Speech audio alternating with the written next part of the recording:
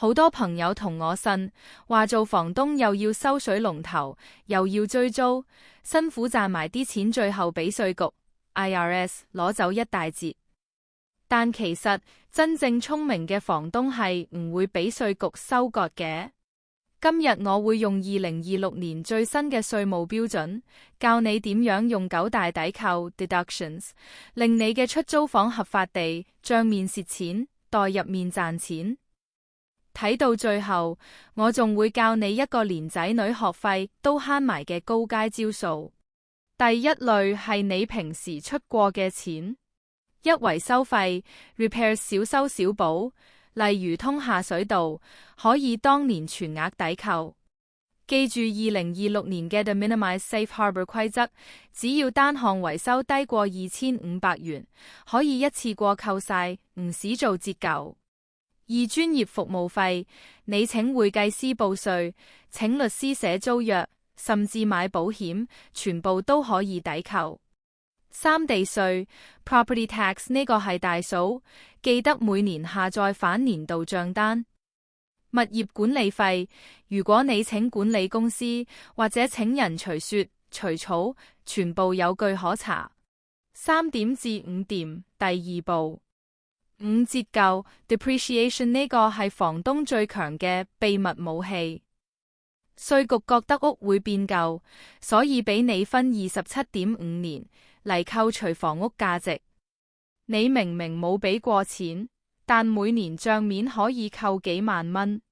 警告警告，就算你今年唔報折舊，你賣屋嗰陣 IRS 都會當你報咗，然後收翻你 depreciation recapture 稅。所以每年一定要報折舊，唔報就真係笨啦。6、貸款利息 mortgage interest， 雖然2026年利息依然唔平，但你供樓嘅利息係可以全額抵扣。如果你做咗 HELOC 再投資落間出租房，利息一樣有得扣。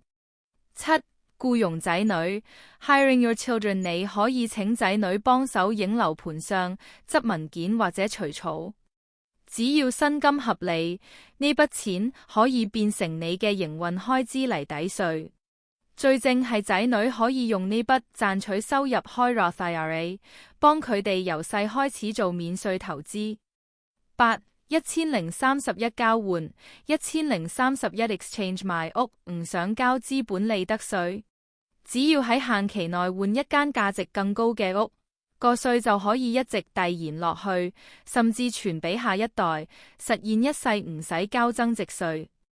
9、交通與 Home Office， 2026年最新嘅里程抵扣率係 0.725 元斜線 mile。你揸車去收租、去買裝修料，甚至飛去外州睇房，機票、酒店同里程全部可以抵稅。如果你喺屋企有專屬空間做租務，Home Office 仲可以每年攞多1500元簡化抵扣。總結一句，做房東唔係睇你收幾多租，係睇你最後留到幾多錢。2026年嘅稅務法規有唔少微調，每一張收據、每一次折舊都要做足。